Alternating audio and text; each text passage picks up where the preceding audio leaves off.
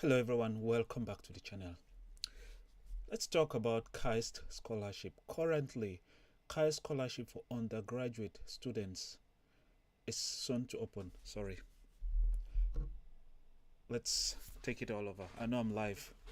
So, graduate scholarships to study at KAIST, South Korea, that's Korea Advanced Institute of Science and Technology, is currently open. So if you're thinking about doing either a master or a PhD at KAIST, that's Korea Advanced Institute of Science and Technology, the application is currently open. You need to hurry up and apply. This is the early track. There is also a later track that's going to open very soon. We'll look at the timelines. It is important for you to note that for this scholarship, you just need to submit your documents online. So it's not going to be a very complicated process. So if you're thinking about studying in South Korea, take the opportunity right now and apply for KAIST scholarship. That scholarship has been open since 3 days ago. Without taking too much of your time, let's get to my computer and look at some details about this scholarship. So as you can see here, the spring 2025 entry started since the 22nd of August and will end on the 12th of September. So you still have a couple of days left, but if you feel like you might not be able to meet up with the deadline, is my screen being shared? I guess not. Give me a second, let me share my screen. It's not always easy to do a live stream.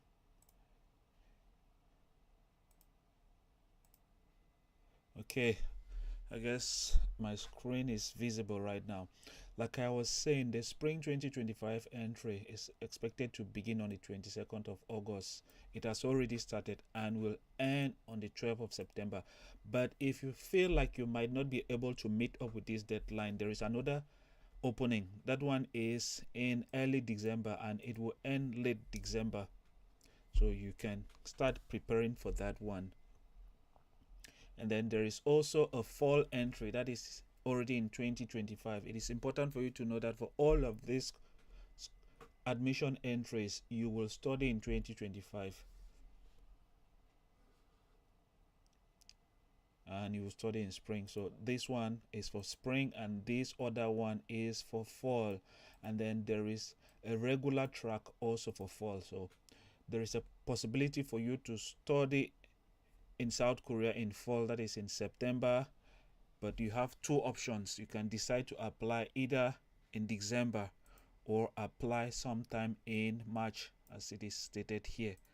It will begin early March and it will end late March. It is important for you to know that KAIST scholarship is different from GKS scholarship, which means if you're thinking of doing a graduate program under GKS, if you're thinking about applying for GKS scholarship in 2025, you can as well apply for KAIST scholarship. And then when applying for GKS, you make sure you don't select KAIST among the list of universities that you want to study at in South Korea. So which means you're giving yourself the opportunity to get a scholarship from different places. Let's say, for example, if GKS does not accept you, maybe KAIST might give you a scholarship to study under KAIST scholarship. I have another video. I'll place a link down up there in the description. I'll place a link up there and I'll also place a link down. You can go ahead and look at the online application process. It's easy, and know that when applying online, you must make sure you select KAIST scholarship. It's very important that you select KAIST scholarship when applying online, so you don't really have to worry. Before, they want you to apply online and then print out the application documents and then include some other documents like your transcript, graduation certificate, get them enclosed and then post to South Korea. But this time around, they just want you to apply online, upload their documents online and then apply. And also it's important to note here, there is this section down here. Before, they would have a tuition fee waiver, which means an application fee waiver, which means you're not supposed to pay the application fee of $80. But the application period has passed, which is why you always have to make sure you go to this website and then look at the website, because KAIST is a university or an institute that is always looking for students. But the only problem with KAIST is that they always advertise their monthly stipends to students at a very low rate. But do not be discouraged by the amount.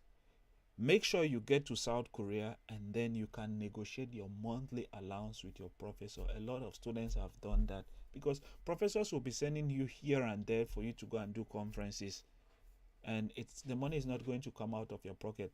And professors will want you to be engaged in research.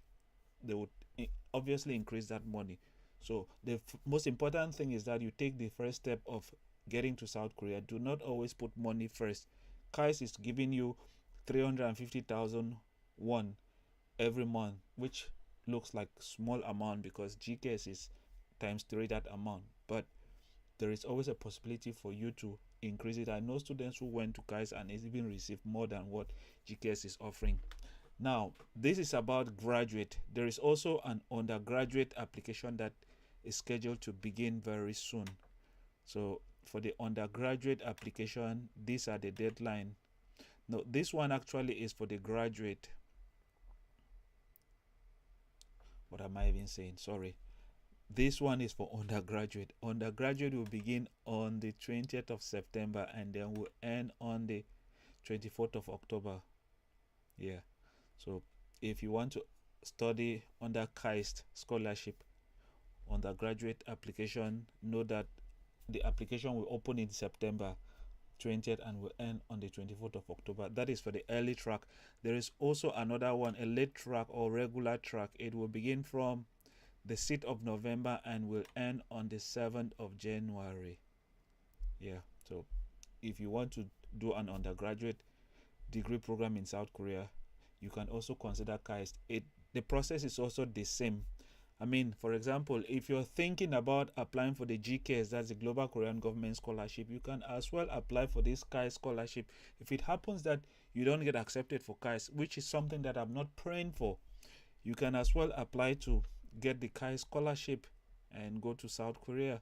There are many options. GKS is not the only scholarship in South Korea. If you've been following me, you'll notice that I've always been saying that, and these are the degree programs that are available. These universities are technology institute, which means the programs are mostly science oriented. So if you're not a science student, don't even think that much about applying to KAIST. They have only one program that has a bit of social science, and that is this one, College of Business and Technological Management. So if you're somebody who is into economics, accounting, but you must at least have a background in mathematics if you want to get into this type of college. It's very important. So what are the scholarship benefits if you want to study at KAIST, that's Korea Advanced Institute of Science and Technology? Like I said, this one is for international applicants, and then they'll pay your full tuition fee for 8 semesters. That is for those who want to do an undergraduate degree program, and then they'll pay you 350,000 Korean won per month. Like I said, it might look a bit not that much, but based on the fact that I know South Korea, I've been to South Korea for quite a long time, this is more than enough money if you know how to save. And then they'll also provide you health insurance. But for masters and PhD, the amount is higher than this, despite the fact that they do say in most cases that they'll pay you 350, but there is another KAIST scholarship that is more than this amount, so you can factor that one in as well. They say we offer scholarships to all admitted students. It's important to know that KAIST does offer scholarship to admitted students, but it will depend also on your result. If you have very good results when applying, they will give you a full scholarship, but if you don't have good grades, they might not offer you a full scholarship. And also, once they've offered you a full scholarship, there is a certain GPA that you must maintain every month. Take note of that. You must maintain that GPA. If you don't maintain that GPA, it's either you would have to go back to your country or they'll ask you to pay tuition fee. And the fortunate thing is that the GPA is not that huge. It's just 2.7 out of 3.4. In most cases, we were having scholarships when we were studying. It was minimum 3.5, 3.7. Yeah, so this one is like an easy GPA to obtain in South Korea. Yeah. As they've said, when to apply, same as the admission process. There's no separate admission. Like I said, when applying online, you must select KAIST scholarship. That's why they've said check KAIST scholarship on the statement of financial resource section on the online application for admission. I have another video I've already mentioned that.